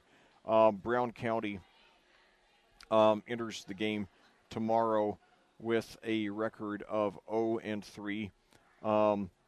And keep in mind, 2 of their 3 losses were to 1A opponents. They lost 69-48 to Hauser and 58-35 to Lagudi. So they not only lost to 2 1A opponents, but they lost both of the games by more than 20 points. And then to Pike Central, Brown County lost. Pike Central's a 3A team. Brown County lost to them only 47-45. but keep in mind that that's their only win of the season, and they lost also to two 1A teams, 52-44 to Northeast Du Bois, and 50-39 to Rocket Creek Academy. And by the way, I talked to the wife. I don't remember her first name, but the wife of Cascade head coach Chris Du Bois, and she told me that her family is not related to Du Bois County, whoever that county was named after. So anyway, and also keep in mind that Brown County, is a team that we've played well against over the years. That we've played them the last 4 years and have won 3 of those matchups. So certainly it looks like a very winnable game and a nice way to recover. And I know that wins are only as good or as the team you get them against. It is nice to get a win when you have a young team like this, even if it's against a bad team, and to avoid getting on long losing streaks. And because I think those can really nag you, and when you feel like you have to get that monkey off your back. That's why I so much want the girls to win tomorrow night. Speaking of which, their opponent, obviously Brown County, enters the game with a record of 2-4, currently on a 3-game losing streak. They beat Hauser 63-30, and Bloomfield, a 1A team, only 51-50. They did almost beat Bloomington North, a 4A team, losing 46-45, and then they lost to Northview 62-47, Mitchell 56-49, and then White River Valley, another 1A school, 50-48 in overtime. So that looks like it's a very winnable game as well. Brown County does look like they are improving. They're coming off 4 consecutive losing seasons, and they do have 3 very good players that they are building around, led by 5'5" junior point guard Allison Stogsdill, who averages 16 points, 4.8 rebounds, 4 assists, and 3.2 steals. So obviously a very good, complete, all-around player there. And in addition, 5'9" junior forward Gracie Matlock is a very strong inside player, averaging 10.6 points and 8.6 rebounds a game, while 5'7" sophomore guard forward Anna Fleetwood averages 10.6 points, 3.6 rebounds, and 1.8 steals. So we will have, some good players to contend with, but still it's a game that it's very winnable. I mean, we are 0-6, but we've played a much, much, much tougher schedule. If we had played the schedule that Brown County has in girls basketball, I think we would be, probably 3-3, 4-2, maybe even 5-1 right now. So, anyway, the girls' game starts at 6, followed immediately afterward, about 20 minutes afterward, by the boys. I'll be going on the air about 5:45. I hope all of you will get out here tomorrow night. You'll get a lot of bang for your buck. $5 to see these 2 varsity games. So bring out the whole family, bring your friends, bring strangers off the streets, and just, pack this place, make a lot of noise, and even though it's been a tough season so far for both the boys and the girls, better times are ahead, and it's important that we get out and support them and show them that we still love them and believe in them as they're going through this rebuilding process with these 2 young teams, having a lot of growing pains. But we're going to have a lot of better times ahead, and hopefully starting tomorrow night. And I especially hope so because of the last because Cascade, counting all sports, Cascade has lost. Let me count here. Cascade has lost 4 of the Cascade has lost 8 of the last 9 broadcasts, 8 of the last 9 games in all sports in which I have commentated them. 4 of the last 5 football broadcasts. After the Cloverdale win, which brought them off to a 3-1 start, they lost the next week to Greencastle with me commentating. Then I was out covering Avon the next week, and we had another commentator for Cascade's win over Owen Valley, which I missed. Then I commentated 3 consecutive losses for Cascade to close out the regular season. Road games at Indian Creek, Edgewood, and Sullivan, and then they did win the tournament opener against Spark Tudor, and then lost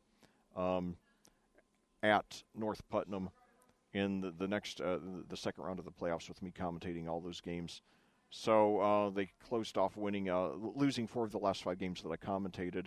And then the boys, I've commentated 2 girls and 2 boys basketball games this season, all losses. So I'm in the mood for not only another win, but I'm in the mood for 2 wins, and hopefully we will get it tomorrow night. But regardless, I hope we get a sweep of Brown County tomorrow night. It's certainly very doable.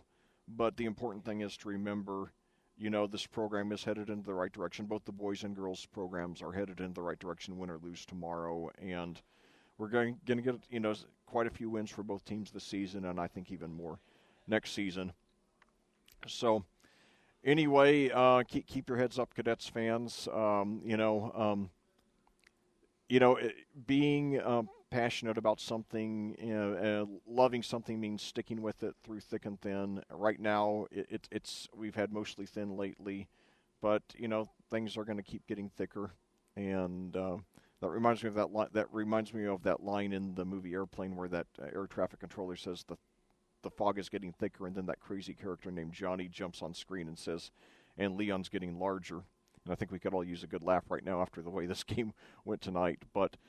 Anyway, it was a good effort. We just need to, work on improving the fundamentals, improving the offense, and then getting these guys a year older, a year more mature, and hopefully, growing a few more inches with some of those younger guys as well. And doing so, winning is. It's easy to say when you're off to a 1-3 start, but winning. Is really more than anything else a byproduct of doing things the right way. And this team, while we have some rough edges to polish in general, we are doing things the right way. We just need, the time to keep moving up the ladder to get older and wiser and just keep getting bigger and leaner and meaner and. You wish it could happen in an instant. It doesn't. It's a slow climb up the ladder, but when you get there, then it's worth the wait, and it's even sweeter when you think back to painful losses such as this. When you get the big wins later. So once again, your final score here tonight at Clayton, Monrovia 64, Cascade 35. The Bulldogs climbed to 2-0, while the Cadets dropped to 1-3. Well, this concludes our broadcast. As always, thank you so much for joining me, and I cordially invite you to do so again tomorrow night at the special start time of 5:45 p.m. for the pregame show, as your Cascade Cadets challenge the Brown County Eagles in a boys-girls varsity basketball doubleheader. Until then, for audiosportsonline.com, this is Lec Zorn reminding you there is a difference only you can make.